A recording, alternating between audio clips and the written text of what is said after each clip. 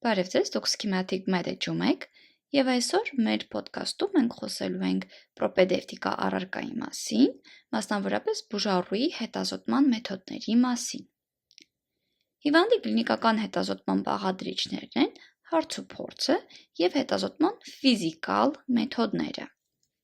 Այսինքն տրամաբանական է, երբ բուժառուն գալիս է բժշկի մոտ, նախ պետք է հարցուփորձ անել, այնուհետև անցնում ենք ֆիզիկալ հետազոտման մեթոդներին, այնուհետև ներկայումս բավականին զարգացած են գործիքային և հետազոտման լաբորատոր մեթոդները, որոնց շնորհիվ դրվում է վերջնական ախտորոշումը և արդեն խոսում ենք բուժման պլանի մասին։ Սկսենք հարցուփորձից։ Հիվանդի հարցուփորձի հիմնական արդյունքը, մեր ցանկալի արդյունքը, դա անամնեզի ստեղծումն է։ Անամնեզիս բառը հայերեն կոչվում է վերհուշ։ Անամնեզը բժշկական հետազոտման ընթացքում հարցուփորձի միջոցով հարցվողից, մեր դեպքում դա բուժառուն կլինի, ստացված տվյալների ամբողջությունն է։ Միգուցե այս ամենը ուղղակի թղթի վրա գրված բառեր լինեն, սակայն երբ արդեն հիմնականում 4-րդ կուրսից և 3-րդ կուրսից արդեն սկսած և արդեն արձինատուրայում կլինիկական պրակտիկայի ժամանակ այս ամբողջը ինքնըստինքյան ստացվում է, այսինքն երբ բուժառուն, օրինակ ամբուլատոր պայմաններում, եթե բուժառուն գալիս է բժշկի մոտ, հենց ամեն ինչը սկսվում է հարցուփորձից, այսինքն նստում ենք միմյանց դիմաց, աչքերը նույն մակարդակին և սկսում ենք միմյանց հետ, այսպես ասած, զրուցել։ Եվ իհարկե, մինչև հարցնել գանգատների մասին և այնտեղ անամնեզի մասին և այլն, նախ պետք է տվյալ բուժառուի անկետային տվյալները ճշտել։ Եթե խոսքը գնում է ամբուլատոր պայմաններում, այնտեղ բացում են հատուկ ամբուլատոր մատյանը, գրվում է անունը, ազգանունը, հայրանունը, տարիքը, երբեմն նաև մասնագիտությունը, օրինակ որտեղ է աշխատում, եթե պետք է անձնագրային տվյալներն են գրում, ես վերակենդանացման բաժանմունքում եմ իմ արձինատուրան անցկացրել, այնտեղ մի փոքր տարբերվում է անկետային տվյալները ինչպես են լրացնում, շատ մանրամասն, արդեն առաջնային զննումով և հետագայում, երբ ռեանիմացիոն բաժանմունքում են, երբ բուժառուները երկարատև գտնվում են ռեանիմացիոն բաժանմունքում, կարող է լինել ամիսներ, անգամ տարիներ, այս բուժառուներին արդեն տվյալները, անկետային տվյալները բոլորը կան, այսինքն ամեն անգամ տեսնելուց, իհարկե յուրաքանչյուր բժիշկ ռեանիմացիոն բաժանմունքում, նաև յուրաքանչյուր արձինատար ամեն օր, օրը մի քանի անգամ, առավոտը և օրը կախված ինչ ծանրաբեռնվածությանն է, մի քանի անգամ մոտենում է բոլոր բուժառուներին, ոտքից մինչև գլուխ ամբողջը հետազոտում է, այսինքն պրոպեդևտիկան ամենավառ կիրառումը, հենց ոչ միայն տեսնում ենք պրոպեդևտիկա նեղ մասնագիտական արձինատուրաներում, այլ վերակենդանացման բաժանմունքում շատ տիպիկ այս գիտելիքները պրակտիկ կերպով կիրառվում են։ Եվ միանշանակ պետք է ճշտել անունը, ազգանունը, եթե մեր դիմաց բուժառուն վերակենդանացման բաժանմունքի մասին ենք խոսում, այսինքն ոչ միշտ են բուժառուները լինելու գիտակից, ոչ միշտ են նրանք խոսելու, և եթե կարողանում են խոսել, նորից հարցնում ենք անուն ազգանունը, որպեսզի մեր մոտ առկա թղթաբանությունը համապատասխանի և երբ որ մենք մեր դիմաց կանգնած բուժառուի հետ հարցեր ենք տալիս և իհարկե մինչև արդեն բուժառուին մոտենալը մենք նայում ենք լաբորատոր անալիզները, եթե կան գործիքային հետազոտության տվյալները, նայում ենք նախորդ օրը ինչպես է եղել, ես այդ ամեն ինչը խոսում եմ վերակենդանացման բաժանմունքի մասին, այսինքն ամբողջը գրագրությունը բոլորը առկա է մեր ձեռքի տակ։ Եվ հիմնականում անուն ազգանունը ճշտելուց հետո մենք անմիջապես անցնում ենք գանգատներին, բայց եթե մենք ամբուլատոր պայմաններում առաջին անգամ ենք տեսնում տվյալ բուժառուին, ամեն անգամ յուրաքանչյուր բուժառուի համար առանձին բացվում է անկետային անկետը և ամեն անգամ անուն, ազգանունը, հայրանունը, տարիքը միանշանակ պետք է հարցնել և նշումներ կատարել։ Այնուհետև ըստ հերթականության կատարվում են հետևյալ հարցումը։ Առաջինը գանգատներից ենք սկսում։ Մանրամասն յուրաքանչյուրի մասին խոսելու ենք, հիմա ուղղակի արագ հերթականության մասին խոսենք։ Եվ այսպես, գանգատները, եթե դուք հիմնական արտասահմանյան գրականություն կարդաք, ինչպես են այնտեղ սովորեցնում, ինչպես պետք է բժիշկը մոտենա, խոսի բուժառուի հետ, առաջին հարցը, որ մենք կարող ենք տալ, կարող ենք ասել, ինչպես կարող եմ ձեզ օգնել։ կամ ինչն է ձեզ բերել ինձ մոտ, այսինքն բժշկի մոտ, ինչն է ձեզ բերել հիվանդանոց, այսինքն մենք ակնկալում ենք լսենք այն հիմնական գանգատը, որի պատճառով տվյալ բուժառուն ներկայացել է եւ եկել է հիվանդանոց եւ որի համար օգնություն է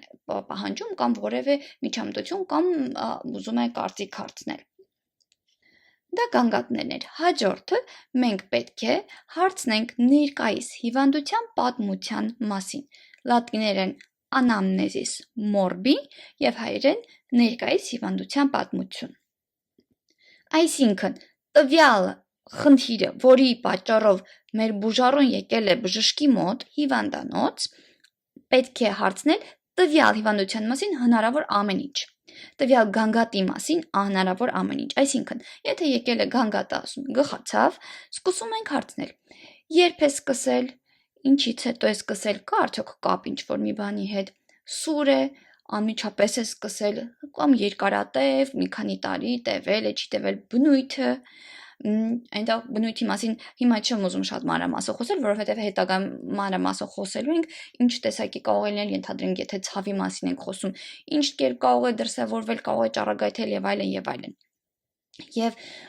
տվյալ հիվանդություն ինչից հետո է անցնում, անցնում է թե չի անցնում, եւ այլն եւ այլն։ Ինչ միջամտություններ է կատարվել տվյալ խնդրի հետ կապված է, այսինքն գխացավն է գխացավի հետ կապված։ Այնուհետև եթե դա ամբողջությամբ մեր համար արդեն մենք գտնում ենք, որ մենք բոլոր տվյալները ունենք ներկայիս հիվանդության պատմության մասին, այսինքն anamnesis morbi մասին, անցնում ենք կյանքի պատմությանը։ Այսինքն anamnesis vitae կյանքի պատմություն։ Արդեն սկսում ենք հարցնել ծնված օրվանից, պատվաստումներից, մանկական տարիքում տարված հիվանդություններից մինչև դեռահասություն, այնուհետև կախված քանի տարեկան է մեր բուժառուն, ամբողջը որևէ կարևոր վիրահատությունների արկայություն, որևէ կարևոր դեղերի, քրոնիկ հիվանդությունների, այսինքն ամեն ինչը, ինչ որ կապված չէ մեր ներկայիս գանգատի հետ։ Դա կոչվում է anamnesis vitae։ Մանրամասն այժմ խոսենք յուրաքանչյուրի մասին։ Եվ այսպես գանգատները։ Հիմնականում ճիշտ է սկսել բժշկի եւ բուժառուի շփումը բաց հարցերի միջոցով, այսինքն հարցեր, որի միջոցով մենք հնարավորություն ենք տալիս մեր դիմաց նստած բուժառուին պատմել, խոսել, նկարագրել իր խնդիրը։ Եվ եկեք ես ձեզ մեկ բան այստեղ հուշեմ։ Հիմնականում իհարկե այս ոդքասթները նախատեսված են բժշկական համալսարանում սովորող ուսանողների համար, այսինքն ապագա բժիշկների համար է։ Եվ եթե մենք բժիշկ ենք, մենք պետք է հասկանանք, որ մենք շատ կարդում ենք, անընդհատ սովորում ենք, այսինքն ինչ որ չափով մենք գրագետ պետք է լինենք, չէ՞, եւ ոչ միայն բժշկությամբ, այսինքն կարդում ենք բազմաթիվ գրականություն եւ այլն եւ այլն։ Մենք պետք է հասկանանք մեկ բան, որ որպես բժիշկ մեր մոտ չեն գալու, միշտ չի լինելու, որ մեր մոտ գալու են կրթված, գրագետ խոսացող, ամեն ինչը ճիշտ, բառերը ճիշտ ասող, այսինքն մեր գրքերում մենք եթե կարդում ենք օրինակ հետ կրծոսկրային ցավ, այրող բնույթի, ճառագայթում է դեպի մեջ, միջթիակային տարածություն, այսինքն այսպիսի բառեր բուժառուները իհարկե չեն օգտագործելու։ Միգուցե եթե բժիշկ լինի ձեր բուժառուն, միանշանակ կարող է այսպիսի տերմիններ ասել, բայց կարող են գալ մեր մոտ մարդիկ, ովքեր անգամ կարդալ չգիտեն։ Իրենք կնկարագրեն ցավերը ինչպես որ կարողանում են, իրենց բառերով, այսինքն անկախ նրանից թե ինչպես կնկարագրեն, մենք յուրաքանչյուր բուժառուն պետք է ցույց տանք այնպիսի մոտեցում, որի արդյունքում անկախ նրանից կրթված բուժառու է թե բառերը ճիշտ է ասում, բառերը ճիշտ չի ասում, մենք ստանանք անհրաժեշտ ինֆորմացիան, որպեսզի մեր վարումը հետագա ճիշտ լինի։ Եվ պետք է հաշվի առնել, որ երբեմն կարող են լինել մարդիկ, որոնք չեն սիրում իրենց խնդրի մասին բարձրաձայնել, կարող են ասել, եթե մենք հարց ենք տալիս, ինչ խնդիր ունեք, կարող են պատասխանել ցավում է։ Այսինքն ընդհանրապես կարող է ասել ցավում է։ Յուրաքանչյուր որևէ լրացուցիչ ինֆորմացիա ստանալու համար պետք է անընդհատ հարցեր տալ, այսինքն որպես այդպեսի, եթե իրենց թողենք, իրենք կարող է չխոսեն։ Բայց կան հակառակ տեսակի մարդիկ, երբ որ իրենց եթե թողես, կարող են թողնես, այսինքն ժամերով կարող են խոսել, կարող են իրենց պատմությունը մեկ-մեկ ճոխացնեն, այսինքն շատ ցենց մանրամասն խոսեն, եւ արդեն գրագետ բժշկի մոտեցումը այն կլինի, որ յուրաքանչյուր բուժառուի դեպքում արդեն հասկանանք որն է կարևոր ինֆորմացիան, արդյոք տվյալ անհրաժեշտ է տվյալ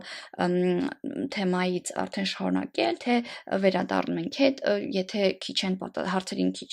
պատասխաններ են տալիս, հիմնականում արդեն հարցեր ենք տալիս, որպեսզի մեզ անհրաժեշտ լրացուցիչ ինֆորմացիան ստանանք, եւ ինչպիսի հարցեր կարող ենք տալ։ Օրինակ, եթե դիսկոմֆորտի մասին է կամ որևէ ցավային զգացողություն է նշում բուժառուն, կարող ենք հարցնել, որ հատվածում է, խրախուսում ենք, որ հնարավորինս մանրամասն նկարագրի, կարող ենք հարցնել ինչով է դա պայմանավորված, արդյոք կան որևէ նախատրամադրող գործոններ, ես իհարկե որոշ արդեն մի քանիսը թվեցի, հիմա մանրամասն ենք խոսում, արդյոք կա որևէ դինամիկա, արդյոք ուժեղանում է, ենթադրենք ցավի մասին ենք, չէ՞ խոսում, արդյոք ցավը ուժեղանում է, արդյոք ցավը պակասում է, ինչ գործոններ են ազդում ցավի վրա, օրինակ կարող է դիրքից փոփոխվել, դիրքից ուժեղանալ, շնչառության հետ կապ կա, թե ոչ, սնունդի ընդունման հետ կապ կա, թե ոչ, որոշակի դեղեր եթե խմի, արդյոք օգնում են, փորձել է, թե ոչ։ Եկեք եւս մեկ անգամ կրկնենք, ենթադրենք մեր գանգատներից մեկը հիմնականում ցավն է լինելու։ Երևի երբ մեծամասամբ հենց ցավն է, որ բերում է բուժառուներին բժշկի մոտ, որովհետև շատ հաճախ, երբ օրինակ տեսնենք ատամի վրա պատկերացնենք, երբ որ ատամը սևանում է, շատ հազվադեպ են չէ գնում ատամնաբույժի, որպեսզի բուժում ստանան եւ այլն, բայց հենց սկսում է ցավալ, հատկապես եթե շատ ուժեղ է սկսում ցավել, միանշանակ կգնան արդեն բժշկի մոտ, չէ։ Նույնն էլ եթե օրինակ թեթև ցավը գլխացավ է եւ այլն, շատ հազվադեպ կտեսնենք, որ թեթև գլխացավի համար կգնան բժշկի մոտ այցի, սակայն դուք պատկերացրեք օրինակ ենթադրենք ունենք պանկրեասի հատվածում ցավեր, ճառագայթող մեջքի շրջանում կամ երիկամաքարայինի խնդիրներ, որոնց ժամանակ անտանելի ցավեր են լինում, միանշանակ այդ դեպքում ավելի հաճախ կտեսնենք, որ բուժառուները ներկայանում են հիվանդանոց։ Անպայման ճշտում ենք, արդյոք ցավը նոպայաձև է, թե մշտական է, եթե նոպայաձև է, ինչքան է տևում նոպաները, ցավի առաջացման ժամանակը եւ հնարավոր պատճառները, արդյոք կապում է որևէ մի բանի հետ, ուտելու հետ օրինակ կամ ֆիզիկական մարզանքի մարմնամարզության ժամանակ ցավի ուժգնությունը։ Երբեմն հատկապես եթե ռեանիմացիայի եւ անեստեզիոլոգիայի արտիզատուրայում մենք անցնում ենք հատուկ ցավի սատղակների մասին, օրինակ պոնտից մեկը նշվում է կանոնի նման պատկերը եւ այդտեղ կարող է նշված լինել տխուր փոքրիկ դեմք եւ շատ ուրախ դեմք եւ խնդրում ենք բուժառուին մատով ցույց տա այդ որտեղ իր ցավի աստիճանը տվյալ սանդղակի վրա որ հատվածում է, եթե ուրախի վրա իհարկե այդքան ուժեղ ցավ չի, եթե տխուրի վրա կա շատ տխուր, որը նշանակում է շատ ուժեղ ցավ է կամ 1-ից մինչև 10 բալային համակարգով, էլի խնդրում ենք բուժառուն նշում է իր ցավի ուժգնությունը։ Հաջորդը գործոնները, որոնք մեղմացնում են կամ ուժեղացնում են ցավը, ցավը արդյոք ճառագայթող բնույթ ունի, թե ոչ։ Օրինակ մենք ասում ենք, որ օրինակ պանկրեատիտի ժամանակ կարող է ճառագայթել դեպի մեջք, սրտամկանի ինֆարկտի դեպքում ձախուց, ձախծնոտ, ձախվերջին, բայց այդքան էլ իհարկե մենք նշում ենք գրքային, որ ձախ կողմ, բայց ոչ միշտ է իհարկե այդպես, բայց բացի դրանից նաև ցավի դեպքում նշում ենք արդյոք ցավի բնույթը, արդյոք նա սուր է ցավը, բութ, այրող, ճնշող կամ սեղմող կարող է լինել։ Ինչպես նաև պետք է հասկանալ արդյոք գանգատները առաջանում են հանգիստ ժամանակ, թե ֆիզիկական ծանրաբեռնվածության ժամանակ, հատկապես սիրտանոթային համակարգի խնդիրների դեպքում։ Ինչպես նաև սիրտանոթային համակարգի խնդիրների ժամանակ դեղորայքի կիրառումը արդյոք օգնում է օրինակ նիտրոգլիցերինի ընդունումից անցնում է հետկրծոսկրային ցավերը, թե ոչ։ Եթե ցավը էպիգաստրալ շրջանում է, մենք մտածում ենք ստամոքսաղիքային համակարգի խնդիրների մասին եւ պանկրեասը կարող է ներգրաված լինել եւ անգամ կուրաղիքի բորբոքումը կարող է լինել բայց հիմնականում հաճախ դա ստամոքսի խոցի մասին ենք կասկածում եւ արդեն պետք է այնպիսի հարցեր տալ, որպեսզի փորձենք կլինիկորեն հասկանանք ստամոքսի խոց է, թե կարող է լինել 12 մատնյա խոց, շատ ծայրահեղ դեպքերում, օրինակ գաստրոնոմայի ժամանակ արդյոք բարակաղիների խոց կարող է լինել, թե ոչ։ Այս ամենը գանգատներն էին։ Այժմ խոսում ենք ներկայիս հիվանդության պատմության մասին, այսինքն անամնեզիս մորբի։ Այսինքն, հիմա պետք է ուշադրություն դարձնել, թե երբ է սկսվել տվյալ հիվանդությունը եւ ինչպես է սկսել, ինչ գանգատներով, օրինակ, ի սկզբանե այդպես եթե ուժեղ ցավ ունենք, ուժեղ է սկսել, թե սկզբում թույլ է սկսել, հիմնական հենց բուժառուներն էլ այդպես են ասում, սկզբում օրու մեջ էր, հետո մեկ օրվա ընթացքում սկսեց ավելի հաճախակի լինել, ինձ ստիպեց ես ավելի շատ տեղ խմեմ, արդեն օրինակ եթե միգրենի ժամանակ ենք խոսում, կարող է աուրայով սկսել եւ միանգամից շատ ուժեղանալ, կամ կարող է ասել այդ օրը ես մի քիչ թույլ էի, հետո գնալով ուժեղացավ, իմ մոտ սրտխառնոց սկսեց, գլխապտույտ, այսինքն այս ամենը շատ կարևոր է, մանրամասն հարցնում ենք, մտնում է առկա հիվանդության պատմության մեջ։ Անամնեզիս մորբի, եւս մեկ անգամ կրկնում եմ, այնուհետև երբ է սրացել, հաճախականությունը սրացումների, եթե իհարկե սրացումներ եղել են, եթե սրացում եղել է, ինչ տևողություն են ունեցել սրացումները, կարող է լինել մի քանի ժամ, կարող է տևել օրեր, կարող է տևել շաբաթներ կամ ամիսներ։ Հնարավոր պատճառները, որոնք են ըստ հիվանդի, որը ինչն էր խնդիրը, որ բերեց տվյալ գանգատի առաջացմանը։ Կամ եթե մենք գտնում ենք ռեմիսիայի փուլում, ինչը բերեց, որ եղավ սրացում։ Շատ հաճախ կարող է եղանակի փոփոխությունը լինել, կամ որևէ ինֆեկցիոն հիվանդությունից հետո իմունիտետը, երբ որ ընկնում է, եւս կարող է սրացման պատճառ լինել, կամ կարող է դա բացակայել եւ բուժառուն կարող է ասել, ես ոչինչի հետ չեմ կապում այս սիմպտոմների կլինիկան եւ ուղղակի ինքն իրեն սկսվել է։ Այնուհետև պետք է հասկանալ, թե ինչպիսի հետազոտություններ են կատարվել կամ արդյոք որևէ բուժում է ստացել տվյալ հիվանդության համար, այսինքն արդյոք տվյալ խնդիրը եղել է եւ բուժառուն դիմել է այլ բժշկի եւ արդյոք ստացել է դեղորայք եւ արդյոք այդ դեղորայքը օրինակ կամ հետազոտության տվյալները եղել են արդյունավետ։ Եթե իհարկե արդյունավետ չի եղել, ճիշտ չի լինի, չէ՞, տվյալ նույն բուժման պլանը շարունակել։ Երբեմն իհարկե սա միշտ չէ, որ այսպես կարող ենք ասել ճիշտ չի լինի, որովհետև դեպքերը բազմաթիվ կարող են լինել, բայց օրինակ կարող ենք հասկանալ օրինակ անտիբիոտիկային կայունության մասին մենք մանրամասն հետագայում միգուցե միկրոբիոլոգիա մարիաբանության բաժնում կխոսենք, եթե տվյալ անտիբիոտիկը ենթադրենք նախորդ շաբաթ կամ մի քանի օր առաջ տվել ենք եւ չի օգնում, միանշանակ այդ նույն անտիբիոտիկը չենք օգտագործի, չէ՞, օրինակ թոքաբորբի դեպքում եւ կփոխենք կամ եթե ալերգիկ ռեակցիա է եղել միանշանակ էլի կփոխենք եւ նախկին բուժման արդյունքները եւ միանշանակ արդեն կհասկանանք տվյալ խնդրի համար որևէ դեղորայք օգտագործում է հենց այս սպահին, թե ոչ։ Այնուհետև կյանքի անամնեզի, այսինքն անամնեզիս վիտե, այսինքն ես արդեն ասեցի, սկսելու ենք ծնվելուց, կրթությունից, որտեղ է ապրել, սոցիալական պայմանները, արդյոք նրանք բարենպաստ են, թե ոչ, սնունդը լավն է, թե ոչ, ընտանեկան պայմանները, ընտանիքում արդյոք առողջ մթնոլորտ է, թե ոչ, եթե երեխաների մասին ենք խոսում, չէ՞, եւ կրած հիվանդությունների մասին ենք անպայման մանրամասն հարցնելու, օրինակ կան արդյոք ալերգիաներ, հատկապես ինձ թվում է բոլորին են հարցնում, չէ՞, որևէ տեղ գնալուց ատամնաբուժարանում կարող է լինել կամ յուրաքանչյուրի մոտ միանշանակ ալերգիաները հարցնում ենք, հատկապես դեղորայքի նկատմամբ, արդյոք որևէ մանկական հասակում որևէ ինֆեկցիոն հիվանդություններով օրինակ խոզուկ, ջրծաղիկ, գրիպ եւ այլն այսպիսի խնդիրներ ունեցել ենք, թե ոչ, եթե տեսնում ենք սոցիալական որևէ խնդիրներ ենք կասկածում, օրինակ դատապարտյալների մոտ է շատ հաճախ լինում, տուբերկուլյոզի մասին եմ խոսում, վատ սնունդ ընդունող, հիմնականում վատ պայմաններում ապրող, որտեղ իմունիտետը կարող է ընկնել, կամ օրինակ էլի դատապարտյալներին վերաբերվում է որևէ արյան միջոցով փոխանցվող խնդիրների կամ եթե տեսնում ենք դեղնուկ միանշանակ այդ դեպքում արդեն ինֆեկցիաների մասին, օրինակ հեպատիտը, միավը, փորձում ենք արդեն հասկանալ արդյոք կան հաստատված դեպքեր, թե ոչ, արդյոք մեր բուժառուն իհարկե այս թեմաները շատ զգայուն թեմաներ են, շատ ճիշտ պետք է արդեն հարցը շարադրել եւ բավականին գրագետ պետք է լինել, որպեսզի շատ հաճախ տվյալ դեպքերում կարող են բուժառուն վիրավորվել, թե ինչու եք տվյալ հարցերը տալիս, բայց պետք է բացատրել, որ սա այսինքն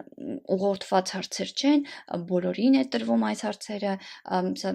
մենք տալիս ենք միայն օգուտ տալու համար եւ երբեք ինչպես ասում են այստեղ հիմնականում արտասահմանյան գրականության մեջ ես ուղղակի սա թեմայից դուրս եմ ասում ենք մենք չենք սիրում հիվանդությունը, այլ ոչ թե մարդկանց։ Եվ այսինքն այս հարցերը եւս պետք է տալ հատկապես օրինակ հիմա եթե փոխպատվաստում եք ստանում այդ արյունը ստուգվում է, հա, արյունը ստուգվում է, բայց եթե մենք գնանք մի քանի տարի առաջ, մի քանի տասնամյակ տարի առաջ հետ գնանք, այսինքն այդ ժամանակ արյունը չէր ստուգվում եւ օրինակ հեպատիտ C-ով կարող էին վարակվել ուղղակի արյան ներարկման ժամանակ եւ միանշանակ եթե արդեն հարցնում ենք արդյոք դուք ստացել եք արյան փոխներարկում արդյոք ռեակցիա եղել է ալերգիկ ռեակցիա կարող է լինել արդյոք դրանից հետո դուք ստուգվել եք հեպատիտ B, C-ն արդյոք պատվաստվել եք հեպատիտ B-ի դեպքում որովհետեւ նշեմ որ այժմ հեպատիտ B-ի պատվաստումը կատարում են բոլոր նորածին երեխաներին, այսինքն ծնվելու հնարավորինս շուտ պետք է այդ պատվաստում կատարվի, որովհետև բավականին մեծ վարակելություն ունի տվյալ վիրուսը եւ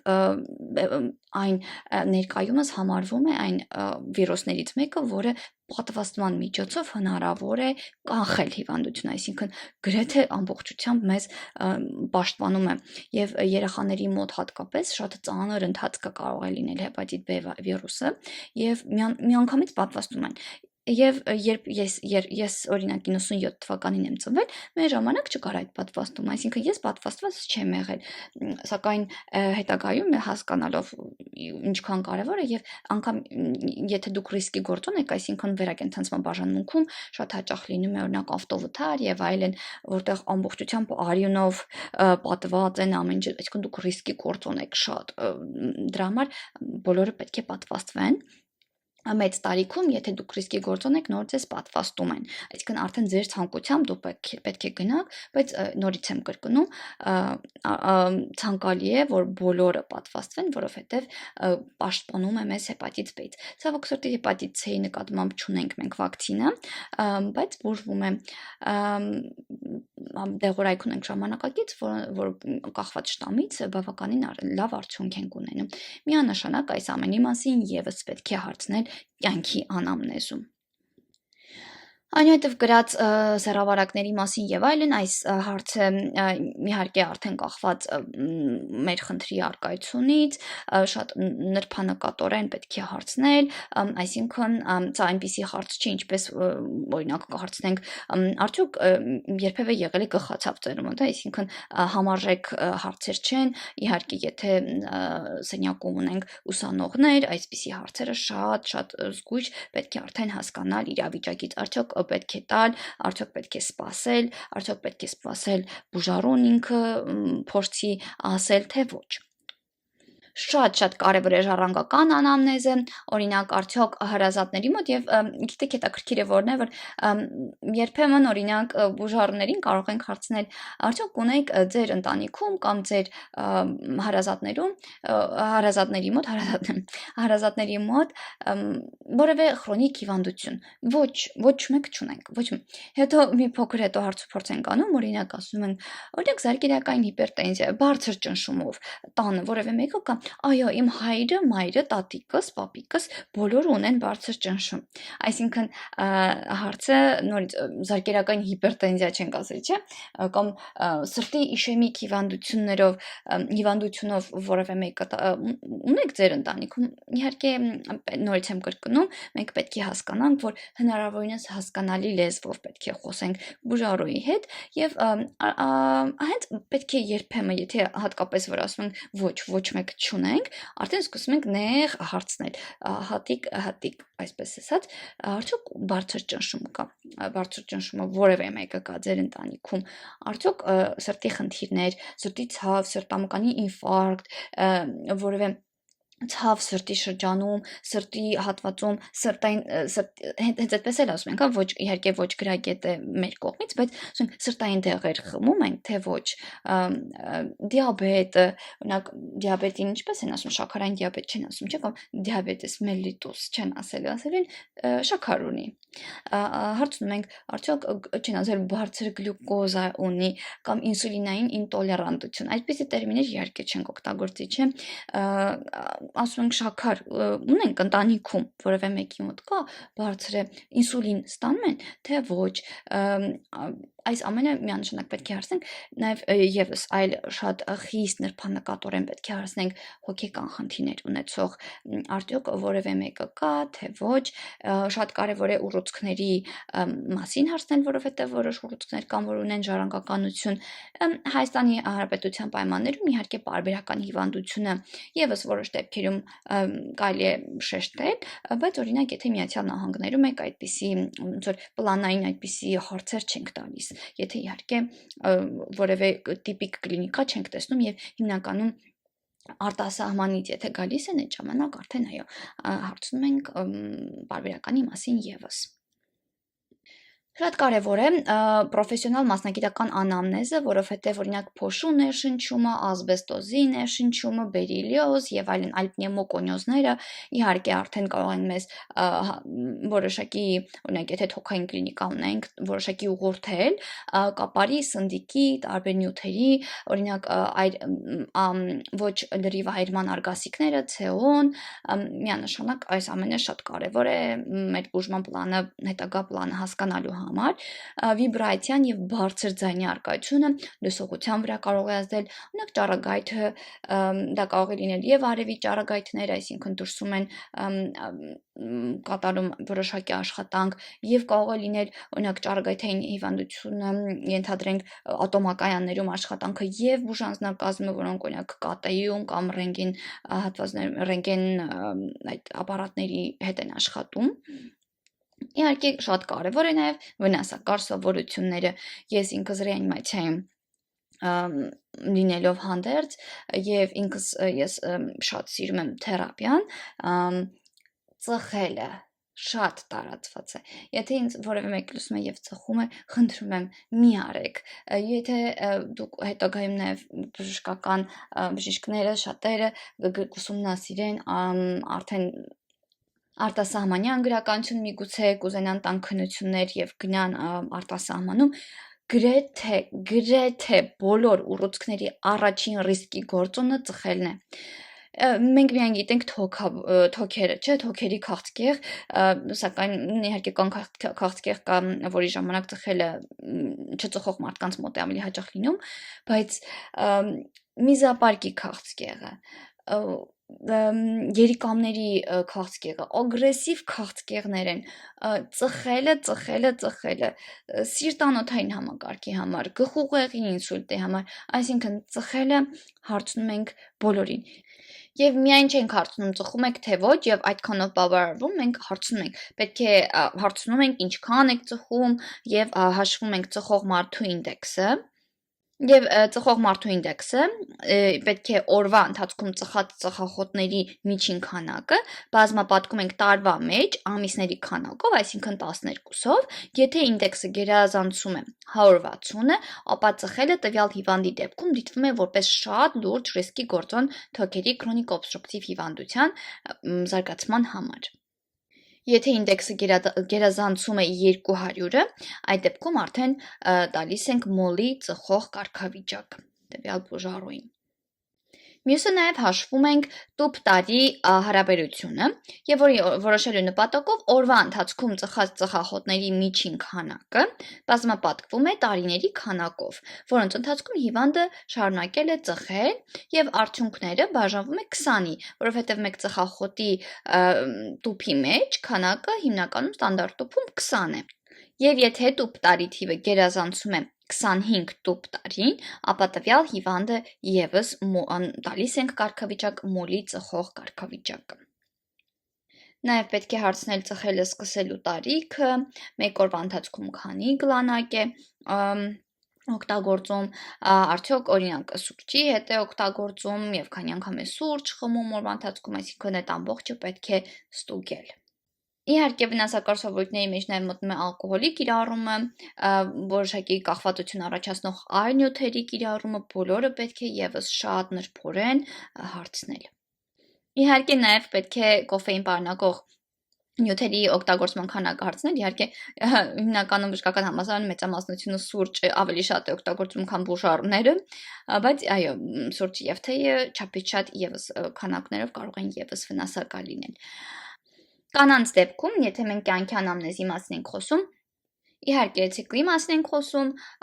արդյոք հղիություն եղել է, հղիությունների ելքն ենք հարցնում, ընթացքն ենք հարցնում, վիրահատությունները, արդյոք եթե տարիքով կին է, արդյոք վիրահատություններ տարել է, թե ոչ, եւ արդյոք խմում է դեղեր, որոնք ազդում են հենց գինեկոլոգիական օրգան համակարգերի վրա։ Հաջորդը կենցաղային պայմանները, պետք է արդեն հասկանանք որտեղ են ապրում, սննդակարգը խոնավ է, արդյոք տանը բորբոսը օրինակ կա, որը շատ վտանգավոր է եւ ֆիզիկական ակտիվ է, թե ոչ, եւ ընդհանուր սնունդը արդյոք ջուրը մաքուր է, կան լողանալու պայմաններ, այսինքն այդ ամենը ամբողջությամբ մանրամասն պետք է հարցնել։ Եվ իհարկե պետք է գնահատել մեր բուժառուի հոգեբանական վիճակը, արդյոք ընկճված է տվյալ խնդրից, արդյոք այդ ցավը կամ որևէ գանգատը իր կյանքի որակը իջեցնում է, եւ հնարավորինս պետք է հասկանալ որևէ երբեմն ես օրինակ տեսնում եմ, երբ որ բուժառուները սխալ են ասում տերմինները, բժիշկը պետք է երբեք չենք ծիծաղում միանշանակ, դա բացառված է, պետք է շատ գրագետ խոսել այսպես ասենք բուժառուի լեզվով, որպեսզի մեզ հասկանա, մեզ վստահի, այսինքն պետք է հասկանա, որ այն ամենը ինչ խոսում եք, դա գաղտնիք է ձեր մեջ եւ պաշտպանված է, որպեսզի նա պաշտպանված զգա եւ ձեզ վստահի, որի արդյունքում արդեն անկեղծ կլինի ձեր հետ եւ արդյունքում իհարկե բուժման պլանը մենք ճիշտ կկազմենք եւ մաքսիմալ օգուտ կտանք բուժառուին։